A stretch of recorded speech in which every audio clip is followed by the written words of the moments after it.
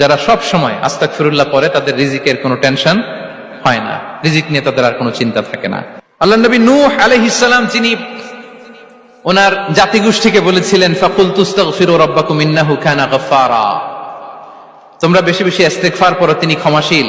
ইস্তেগফার করলে কি হবে? ইউরসিলিস সামাআ আলাইকুম মিদরারা, রহমতের বৃষ্টি বর্ষণ হবে, তোমাদের জমিগুলো উর্বর হবে। ওয়া ইউমদিদুকুম বিআমওয়ালি ওয়া বানিন, আল্লাহ তাআলা তোমাদেরকে সম্পদে বারাকা দিবেন, সন্তানে বারাকা দিবেন।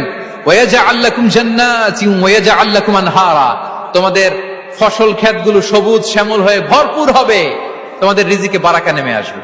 তাহলে আমরা যেন বেশি বেশি ইস্তেগফার করি। বিষ্ণু ঈসা ইসলাম বলেছেন মান লাযামাল ইস্তিগফার জাআলাল্লাহু লাকুম মিন কুল্লি দিকিন মাখরাজা ওয়া মিন কুল্লি হাম্মিন ফারাজা ওয়া ইয়ারযুকহু মিন হাইসু লা ইয়াহতাসিব, যে সব সময় ইস্তেগফার করে তার কোনো টেনশন থাকে না, তার জীবনে দুশ্চিন্তা আসে না, আর এমন জায়গা থেকে আল্লাহ রিজিকের বন্দোবস্ত করে যেটা সে কল্পনাও করে নাই। সুবহান।